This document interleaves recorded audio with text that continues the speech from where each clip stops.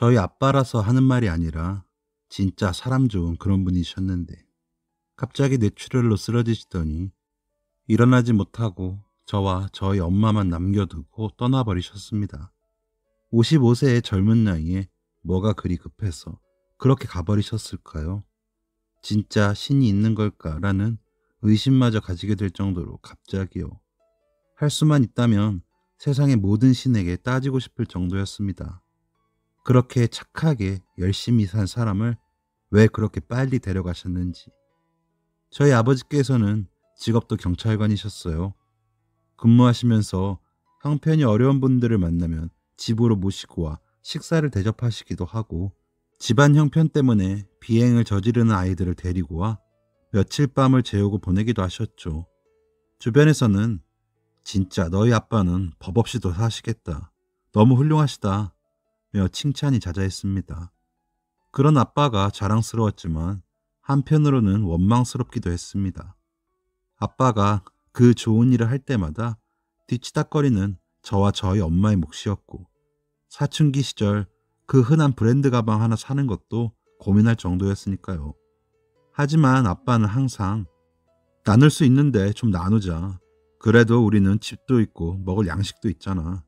아빤 우린 현선이가 지금보다 더 크면 아빠를 더 이해해 줄 거라고 믿어. 라며 절 안고 웃어버리시는 모습에 저도 그냥 받아들였던 것 같습니다. 왜냐하면 아빠가 어린 시절을 굉장히 어렵게 사셨다고 들었거든요.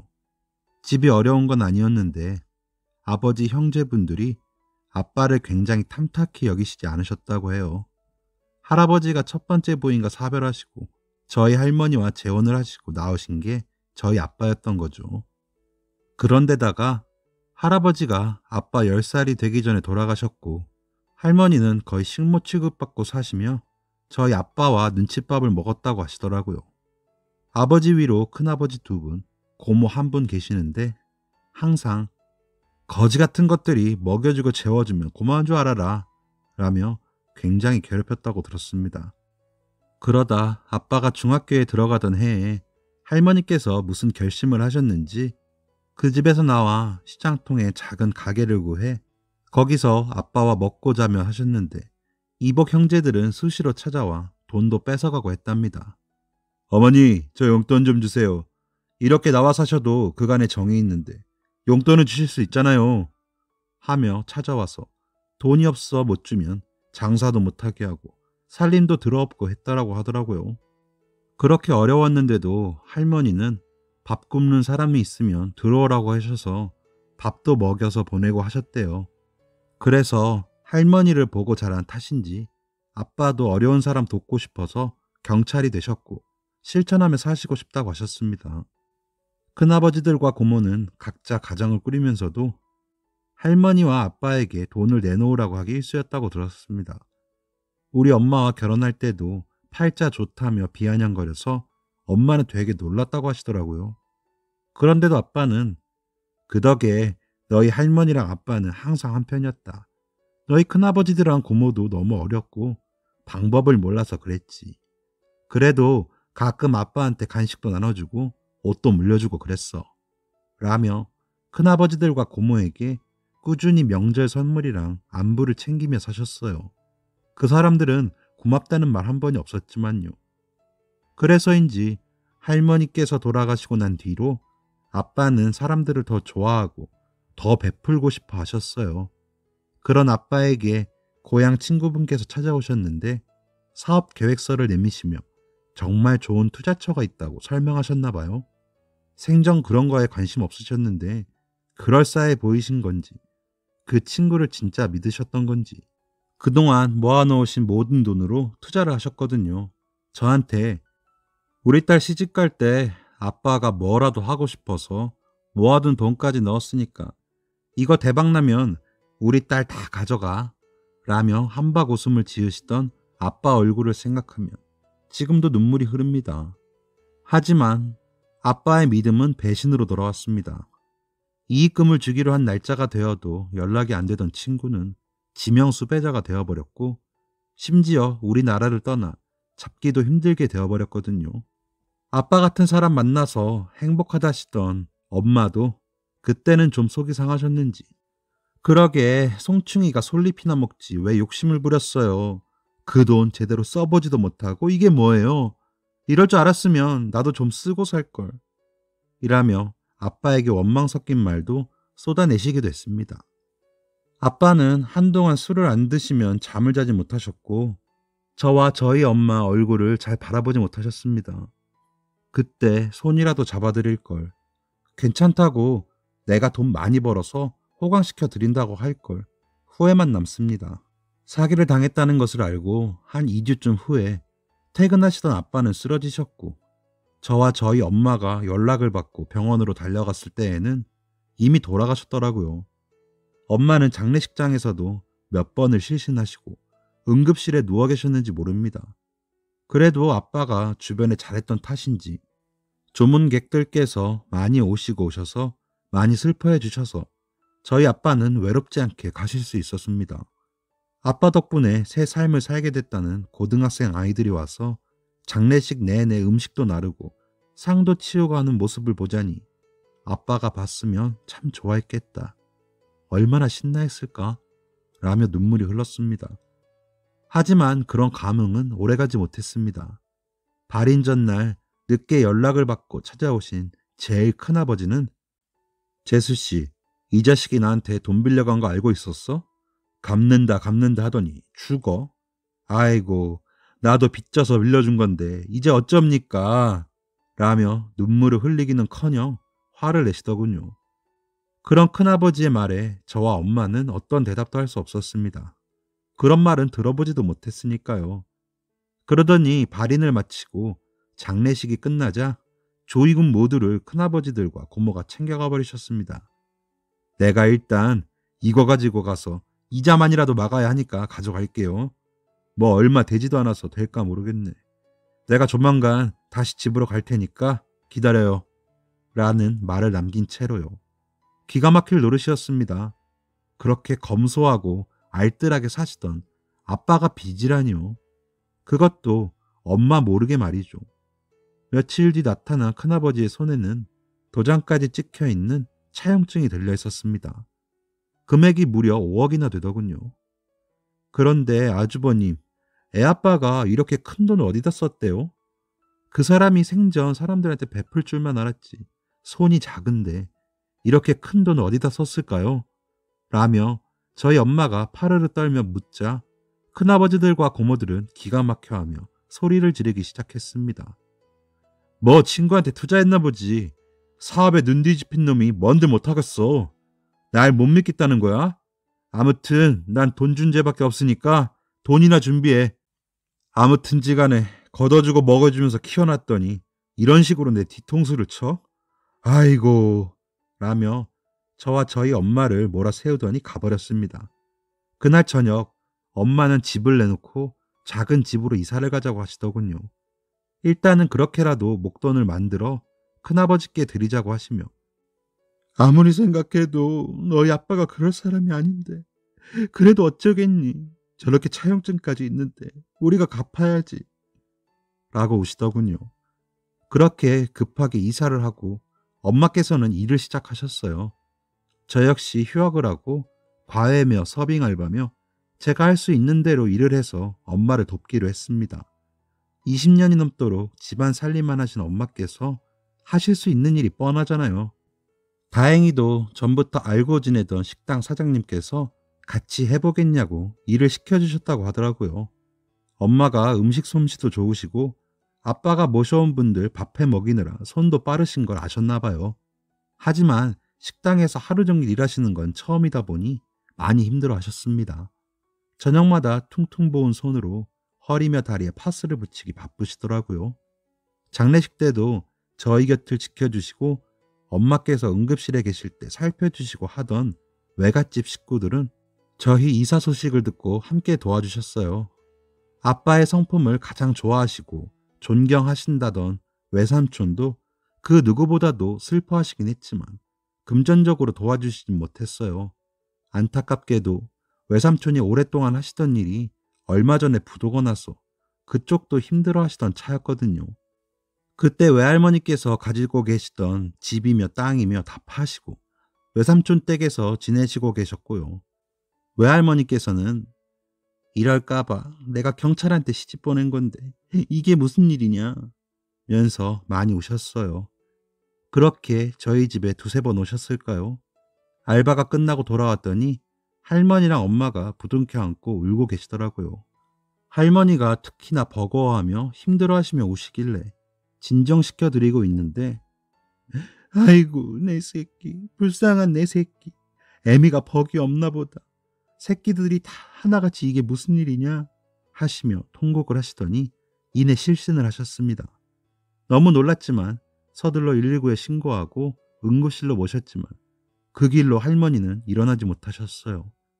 아버지가 돌아가신 지 3개월 정도밖에 안 됐는데 외할머니까지 이르신 엄마는 웃지도 못하고 틈만 나면 눈물만 훔치셨어요.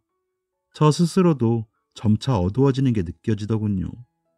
왜 우리 집에 이런 일이 생길까? 뭐가 잘못된 걸까? 아빠는 왜 빚까지 졌을까? 라며 절망의 늪에 빠지고 있었습니다. 큰아버지는 매달 돈 받는 날이 되면 아침부터 전화해서 이번 달에는 얼마 줄 거야? 이런 식이면 내가 너무 곤란해. 경찰이었으니까 연금 나올 거 아니야. 그것까지 해서 얼른 보내요. 아직도 3억이 넘게 남았잖아. 라며 독촉을 하더군요. 아무리 돈이 중한 세상이지만 아무리 우리 아빠가 이복 동생이라지만 너무하다고 느껴져 큰아버지가 더 싫어지더군요. 그런데다가 고모라는 여자는 저에게 전화해서 너희 아빠가 그동안 다른 데다가 살림 차린 거 아니냐? 아님 그렇게 큰 돈을 어디다 쓰겠니? 너희 엄마 쓰러질까봐 내가 거기다는 말 못하고 너한테 얘기한다. 하긴 시도둑질은 못하지. 새파랗게 젊은 여자가 애새 딸린 남자한테 시집 올 때는 보통이었겠니? 라며 막말을 하기도 했습니다. 그럴 때마다 다 꺼지라고 말하고 싶었지만 아빠 생각에 별말도 못하고 울분을 삼킬 뿐이었습니다. 하루는 베개를 끌어안고 울며 잠이 들기도 하고 하루는 그저 멍하게 앉아있다가 날이 새기도 하는 날들이 지나갔습니다. 그건 엄마도 마찬가지였겠죠. 그래도 우리는 서로의 앞에서 울거나 아빠 이야기를 하거나 하지는 못했습니다. 아직은 정돈이 되지 않은 마음을 드러냈다가 서로가 더 상처받고 슬퍼하지는 않을까 눈치를 본 것 같아요. 그래서 애써 밝은 척, 애써 잘 지내는 척을 많이 했던 것 같습니다. 화가 나도 크게 소리쳐 본 게 언제인지 기억도 안 날 만큼 마음을 억누르고 있었습니다. 그러던 어느 날 제 방 한귀퉁이에 쌓아둔 아빠의 물건 상자들이 눈에 띄었습니다. 엄마 방에는 아빠 옷가지들과 신발 같은 것들이 있어 차마 들어가지 못한 서재의 짐들이었습니다. 그래서 잠도 안 오고 저거나 정리해서 추려서 잘 둬야겠다는 생각에 상자를 열어 정리하기 시작했습니다. 아빠가 일하시며 받으신 여러 상장들과 표창장, 그리고 너무 고맙다는 내용의 편지들. 이렇게나 훌륭하고 좋은 사람이었던 우리 아빠가 왜 우리에게 이런 고통을 남기고 돌아가셨을까? 마음이 서글퍼 또 울고 말았습니다. 그러다 한쪽에 뭉치로 묶인 편지들이 보여 열어보니 편지의 시작이 아버지께인 겁니다. 깜짝 놀라 다른 봉투들도 열어보았는데 모두 아빠를 아버지로 부르고 있었습니다. 엄마에게 달려가 편지를 보여줄까 하다가 엄마가 알면 더 충격받으실 것 같아 혼자서 그 편지들을 읽기 시작했습니다. 편지 내용은 그저 일상적인 내용들이었습니다. 항상 고맙다는 말이 있었고 모든 것이 아버지 덕이라는 말도 보였습니다. 편지 양으로 봐서는 상당히 오래도록 편지가 오고 간 것 같았습니다. 아빠는 경찰서에서 편지를 받으셨고 그분도 사무실인 것 같이 무슨 빌딩에서 보내셨더라고요. 고모가 했던 말이 마음에 걸리기도 하고 아빠가 그 큰 돈을 엄마 몰래 빚까지 지고 있었다는 점에서 제 이복 형제일 수도 있겠다는 생각을 하니 배신감이 밀려왔습니다. 저와 저희 엄마는 이렇게나 괴로운 시간을 보내고 있는데 그렇게 만든 아빠가 부정까지 저질렀을 거란 생각에 너무 괴로웠습니다. 며칠을 밥을 먹지 못하고 잠을 자지도 못했습니다. 내가 알던 아빠가 아닐 수도 있다는 생각에 두려웠고 더 이상 따질 수도 없다는 생각에 분하고 억울했습니다. 그렇게 며칠을 전전긍긍하며 괴로워하다가 더 이상 나만 괴로울 수 없다는 생각을 하게 되었습니다. 그래서 편지 봉투에 주소로 편지를 썼습니다. 안녕하세요. 저는 이병선 씨의 딸 이현선이라고 합니다. 아빠의 짐을 정리하다가 그간 나누신 편지를 보게 되어 이렇게 편지를 보냅니다. 아실지 모르겠지만 아빠는 4개월 전쯤 뇌출혈로 돌아가셨습니다. 저희도 너무나 갑작스러웠고 이런저런 사정들로 이사까지 하느라 정신이 없었습니다. 그러다 정리가 덜 된 아빠 짐을 정리하면서 보내신 편지를 발견했습니다. 저희 아빠를 아버지라고 부르시던데 관계가 어떻게 되시는지 궁금합니다. 제가 생각하는 그런 일이 아니길 바라지만 저희 입장이나 저희 엄마의 처지를 생각하신다면 모두 다 밝혀주셨으면 좋겠습니다. 편지로 할 이야기는 아닌 것 같아 제 휴대전화 번호를 남기겠습니다. 편지 받으시는 대로 연락 좀 주세요. 편지를 다 쓰고도 무척이나 망설였습니다. 편지를 보내면서도 이 모든 게 꿈이길 바랐습니다. 눈을 뜨고 잠에서 깨어나면 아빠가 무슨 무서운 꿈이라도 꿨어? 우리 공주님께서 얼굴이 안 좋네 라며 전처럼 안아주시길 바라고도 바랐습니다. 절 토닥여 주실 것 같고 금방 어디선가 나타나서 그 사람 좋은 웃음 지으며 함께 밥 먹고 잠들 것 같은데 이제 그런 아빠는 어디에도 계시질 않고 감당하기 힘든 빚과 이복 형제까지 나타날 지경이니 제 현실이 너무나 비참하고 끝없는 수렁처럼 느껴졌습니다. 더 끔찍한 일들이 남아있진 않을까 두려운 마음에 숨이 막히고 어지럼증이 생길 지경이었습니다. 편지를 보내고 한 일주일쯤 지나자 모르는 번호로 전화가 오더군요. 느낌상 그 사람이구나 하는 생각을 하고 전화를 받았더니 여보세요? 이현선 씨 전화 맞습니까? 라며 묵직한 남자의 목소리가 들렸습니다. 제가 맞다고 하자 흐느끼는 목소리로 제가 연락이 늦었습니다. 일 때문에 해외 좀 다녀왔는데 편지가 와 있더라고요. 괜찮으시면 집으로 찾아가 봬도 되겠습니까? 우리 만나서 얘기합시다. 라는 말을 하는 내내 울음을 참지 못하는지 목소리를 듣자 저도 눈물이 나더군요. 그래서 엄마는 아직 모르세요. 일단 밖에서 저부터 뵙죠. 오늘 저녁 어떠세요? 라고 하자 그쪽에서는 지금 당장도 좋으시다며 제가 있는 쪽으로 오시겠다고 하셨습니다.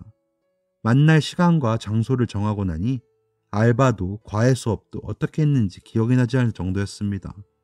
전화 너머로 들리던 그 흐느끼는 목소리만 계속 귓가에 맴돌더군요. 약속 시간이 되어 약속 장소에 도착해 그분께 전화를 걸었습니다. 먼저 와서 기다리고 계셨는데 저희 아빠 아들이라고 하기엔 나이가 너무 많아 보여 그쪽에서 어른을 모시고 나왔나 하는 생각이 들더군요. 고급지고 세련되게 꾸미신 모습에 혹시 저런 것도 다 우리 아빠 돈인가? 라는 생각을 하며 가까이 다가가 인사를 하고 나니 제 손을 덥석 잡으시며 우셨습니다. 그런 그분을 제가 위로해드려야 하는 건지 판단이 서지 않아 그저 저도 함께 눈물을 흘리며 있었습니다. 울음이 좀 잦아들자 겨우 고개를 들어 저를 보시며 아버지를 참 많이 닮으셨네요. 한눈에 봐도 따님인 게 느껴집니다. 하시며 절 한동안 바라보시더니 또 눈물을 흘리시더군요. 그래서 저희 아빠와는 이라고 말하는 제게 제가 아버지 아들하기엔 나이가 좀 많아 보이죠. 아버진 저를 살리신 분이에요. 그래서 그냥 제가 그때부터 아버지라고 불렀어요. 라며 저희 아빠와의 인연을 말해주시더군요. 제가 고등학교 때 아버지는 병으로 돌아가시고 생계를 감당하기 힘들었던 엄마는 도망가고 그래서 먹을 게 없더라고요. 동생들은 배가 고프다고 그러지. 그래서 동네 슈퍼마켓에 가서 빵을 몇 개 훔치다가 잡혔어요. 그 길로 소년원에 가서 몇 개월을 지내다가 나오게 됐죠. 그때 신고받고 오신 경찰이 아버지셨어요. 신입이셨는데 제가 봐도 만만해 보였는지 아버지께 욕도 하고 달려들고 그랬거든요. 그런데 그렇게 그 모습이 눈에 밟히시더래요. 그래서 그랬는지 제가 소년원에 가고 없는 사이에 아버지랑 어머니가 저희 동생들을 돌봐주셨더라고요. 그리고 제가 소년원에서 나오자마자 검정고시 보게 해주시고 기술 배우는 학원 보내주셔서 저랑 제 동생들 먹고 살게 됐어요. 그래서 감사한 마음에 자주는 아니지만 전화도 드리고 편지도 드렸어요. 편지는 그냥 제가 마음 편하자고 쓰면서 엇나가지 않게 절 붙들어주는 동아줄 같았거든요. 그래서 저를 다잡고 싶거나 힘들 때면 어리광 부리듯이 아버지께 편지를 썼어요. 그럼 일 배우면서 서러운 것도 힘든 것도 견디게 되더라고요.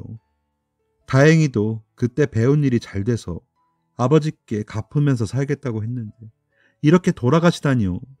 라며 다시 우는 그분의 손을 이번엔 제가 잡아드렸습니다. 그렇게 그분과 함께 울면서 아빠에게 너무 미안한 마음이 들더라고요. 우리 아빠가 그럴 사람이 아닌데 의심부터 하느라 괴로웠던 제 자신이 한심했습니다. 그렇게 터진 울음을 수습하지 못하고 울고 있는데 그분이 내일 일찍 집으로 찾아뵈도 될까요? 아버지 계신 곳도 가야 하고 어머니도 뵙고요. 라고 하시길래 마침 엄마 식당도 쉬시는 날이라 그러시라고 하고 주소를 알려드렸습니다. 다음날 아침 일찍부터 엄마께서는 음식을 준비하시느라 오랜만에 신이난 듯 보였습니다. 집으로 돌아와 그분 만난 이야기를 하며 오시기로 했다고 말씀드렸더니 너무 반가워하시더라고요. 그분 이야기를 전하며 제가 너무 부끄럽고 아빠한테 미안하다 했더니 엄마는 얘, 너희 아빠가 어디 그럴 사람이니? 그럴 정신 있으면 나가서 불쌍한 사람 하나 더 데려오지. 너희 아빠는 그러느라 바람도 못 피워. 라며 우시더군요. 그러면서 오랜만에 아빠 이야기를 실컷 했습니다. 아빠와의 좋은 기억들이 이렇게나 많은 줄 이제서야 다시 떠오르고 아빠가 너무 그리웠지만 며칠 동안 괴로워했던 마음들이 사라지며 미안한 마음이 더 커지더군요. 그렇게 아침이 되고 그분을 기다리고 있자니 아빠의 빈자리가 더 크게 다가왔습니다. 띵동. 벨소리에 문을 열고 그분이 들어오셨습니다. 저희 엄마께 어머니라고 부르시며 한동안 두 분이 끌어안고 눈물을 흘리셨습니다. 장례식에 안 나타나길래 무슨 일 있는 줄 알고 걱정했어. 잘 지냈니? 멋있어졌네. 라고 엄마가 말하자 제가 외국에 좀 갔다 왔어요. 오고 가긴 했는데 아버지 보여드리려고 열심히 사는 게 최선이라고 생각했는데 제가 너무 늦었어요. 어머니, 제가 그깟 돈 좀 번다고 아버지 돌아가신 줄도 몰랐네요. 라며 통장과 도장을 내놓으셨습니다. 그러면서 어머니, 우리 아버지 계신 곳에 가서 이거 보여드려요. 하시더군요. 그분께서는 철강 쪽 일을 하신다고 하시더라고요. 작은 고물상으로 시작해서 직원이 하나씩 늘어나 지금은 직원이 150명 정도의 규모가 되었고 그 업계에서는 거의 1등, 2등 하는 업체가 되셨다죠. 기사가 날 정도로 내실 있는 회사라며 명함을 주셨습니다. 흔히 고물이라는 고철을 매입해 제품을 생산하고 파시는 일을 하시는데 외국에도 자주 나가셔야 하고 그래서 아빠에게 아직도 편지로 소식을 전하신다고 하시더라고요. 그래도 열심히 살면 다시 만나 아빠께서 좋아하실 줄 알았는데 이렇게 먼저 가신 줄도 몰랐다며 펑펑 울면서 자책하시더라고요. 그러면서 이 통장은 제가 아버지 퇴직하시면 노후에 쓰시라고 따로 모아오고 있던 돈입니다. 아버지가 이렇게 먼저 가버리셨으니 이 돈 받으세요. 제발 저 사람 노릇 좀 하게 받아주세요. 어머니, 제가 이 돈을 못 드리면 앞으로 아버지를 어떻게 찾아뵙니까? 라며 엎드려 오시더라고요. 엄마와 저는 그 통장을 보고 입이 다물어지지 않았습니다. 자그마치 공이 9개였어요. 엄마랑 그분의 손잡고 얼마나 울었는지 모릅니다. 염치가 없었지만 저희는 너무 절실했으니까요. 그래서 그분과 아버지를 모셔 나온 납골당에 가서 인사드리고 그분 차를 타고 돌아오는 길에 엄마의 전화벨 소리가 울렸습니다. 전화를 확인한 엄마의 표정이 안 좋아지더니 이내 전화를 받으시더군요. 제수씨, 이번 달에는 돈을 좀 2배로 줘야겠어. 나도 돈 들어갈 때가 한두 군데가 아닌데 아주 곤란하다고. 라는 소리가 전화기 밖까지 들릴 정도로 매섭게 소리치듯 말하는 게 큰아버지더군요. 노력해 볼게요. 라고 전화를 끊으시는 엄마를 유심히 보시던 그분이 무슨 일이세요? 라고 물어서 엄마께서 그간의 일들을 말하셨습니다. 그런데 그분이 아버지가 그분들께 돈을 보내면 보냈지 빌리셨다고요? 이상하네요. 제가 아는 아버지는 그럴 분이 아닙니다. 확실해요. 어머니, 혹시 그 차용증 있으세요? 라고 하셔서 엄마가 집에 있으니 보여주겠다고 하셨습니다.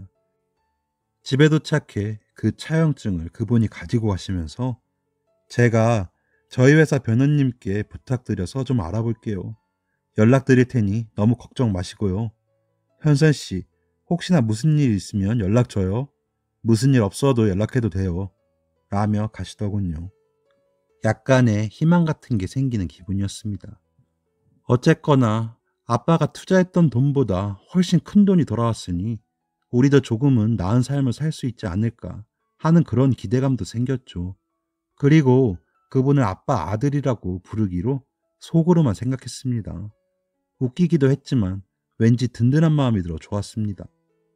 며칠이 지나자 큰아버지들과 고모가 저희 집으로 밤늦게 찾아왔더군요. 그러면서 어휴 이것 봐라. 이렇게 돈 빌린 것들은 두 발 뻗고 자요. 도대체 돈은 언제 다 줄 거야? 이러다가 또 야반도 자는 거 아니지? 라며 신발 신은 채로 집으로 들어서더군요. 너무 화가 났지만 엄마를 지켜야겠다는 생각이 막아서며 자꾸 이러시면 저희도 참지만은 못해요. 다달이 돈 들이잖아요. 왜 이러세요?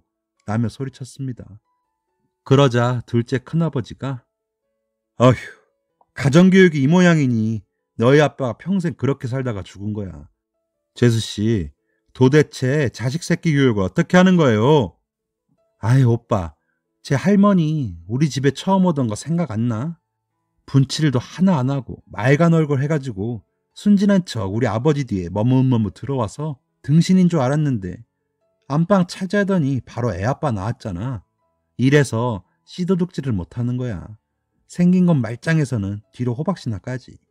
라며 저를 위아래로 훑어보더군요. 그 모습을 보시던 저희 엄마가 알았으니 그만 돌아가 주세요. 돈은 제가 어떻게든 마련해 볼게요. 그러니까 제발 이렇게 오지 마시고 제발 저희 애한테 그런 막말도 하지 마세요. 라며 오셨습니다. 그 사람들은 그런 저와 저희 엄마를 비웃듯이 냉장고에서 이것저것 꺼내 먹고 여기저기 기웃대더니 새벽이 돼서야 가더군요. 엄마는 털썩 주저앉아 사람 탈을 쓰고는 저렇게 못한다. 설령 너희 아빠가 그 돈을 빌렸다고 해도 저 사람들 저러면 안 되는데 라며 우시더군요. 차용증을 가지고 갔던 아빠 아들께서 연락을 주시기로는 차용증의 도장과 우리 아빠의 인감도장이 다르다고 하셨습니다. 더 알아봐야 하긴 하지만 아무래도 위조된 쪽이 맞을 거라면서 혹시나 그 사람들이 찾아와도 티내지 말고 있으라고 하시더군요. 증거 완벽히 해서 잡아야 나중에 발뺌 못하니 좀 힘들더라도 조금만 참으시라는 당부도 잊지 않으셨습니다. 그래서 그 사람들을 보는 게 더 힘들고 싫었지만 참았습니다. 혹시나 올지도 모르는 결말을 위해서요. 며칠 뒤 고모에게서 다시 전화가 오더군요. 예? 너희 엄마 왜 전화 안 받니? 너희들 우리한테 무슨 짓을 한 거야? 당장 와서 우리 오빠들이랑 나 아무 죄도 없다고 얘기해. 너네 큰아버지들 다 잡혀갔다는데 이게 무슨 소리냐고! 라며 소리치는데 어이가 없더군요. 고모도 곧 형사들이 잡으러 가시겠네요. 경찰서 가서 이야기하세요. 이게 무슨 상황인지. 라며 전화를 끊어버렸습니다. 그리곤 며칠이 지나 엄마와 경찰서로 향했습니다.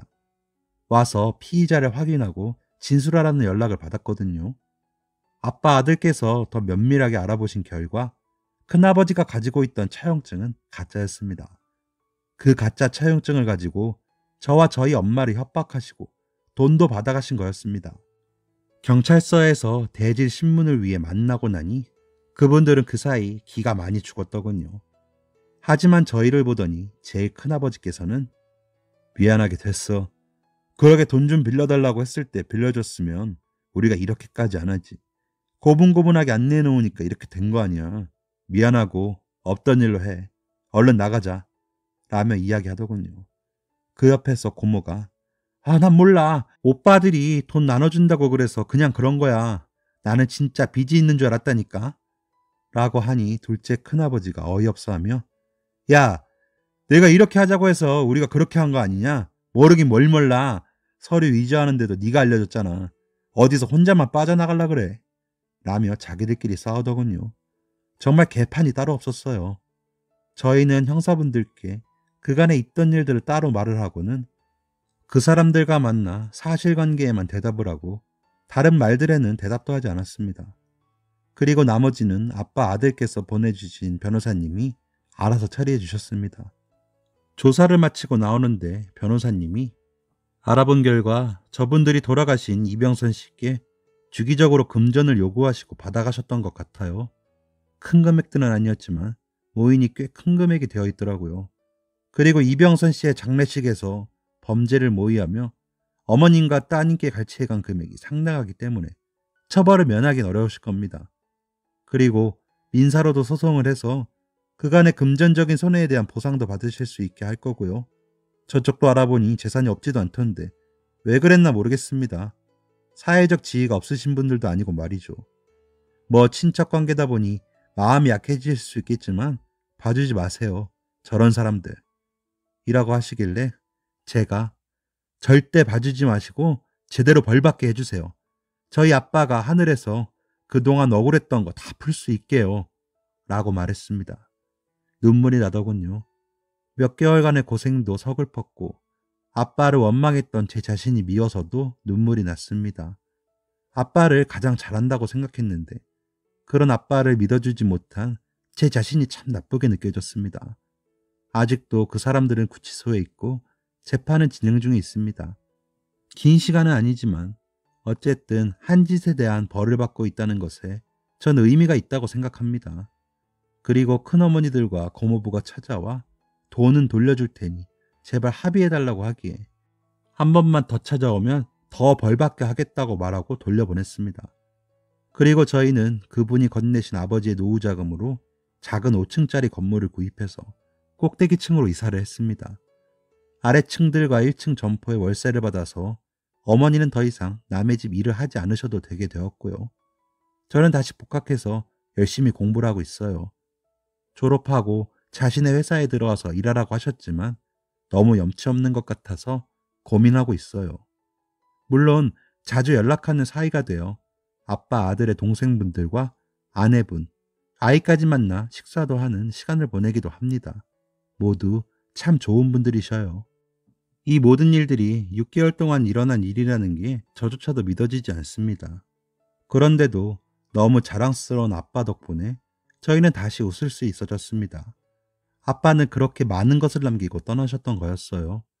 아빠가 뿌려놓은 온정들이 사랑의 부메랑이 되어 남겨진 저와 엄마에게 돌아온 것이지요. 아빠가 함께 계셨다면 더할 나위 없이 좋았겠지만요. 아빠, 혹시 보고 계시다면 이제 마음 놓으세요 라고 말할 수 있어 그나마 너무 다행이라고 생각해요. 아빠가 뿌려놓은 선행이 저와 저희 엄마를 돕고 있다고 생각하니 가슴이 벅차오릅니다. 사랑합니다, 아빠 라고 전할 수 있었으면 좋겠습니다. 저의 긴 이야기를 들어주셔서 감사합니다. 아빠 생각하며 더 열심히 살겠습니다. 지금까지 사연 들어주셔서 감사합니다. 사연이 재밌으셨다면 구독과 좋아요를 눌러주세요. 감사합니다. 안녕히 계세요.